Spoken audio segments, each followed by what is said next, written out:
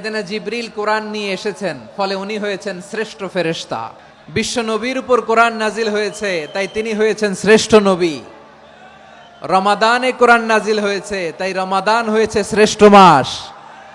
কদরের রাতে কোরআন নাজিল হয়েছে, তাই কদর হয়েছে শ্রেষ্ঠ রাত।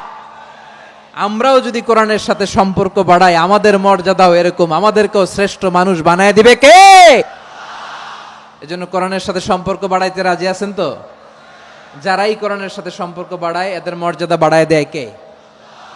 শাবান মাস আসলে, রজব মাস আসলে সাহাবারা কি করতেন আসুন আমরা দেখি, কিভাবে তারা রমাদানকে ওয়েলকাম জানাতেন।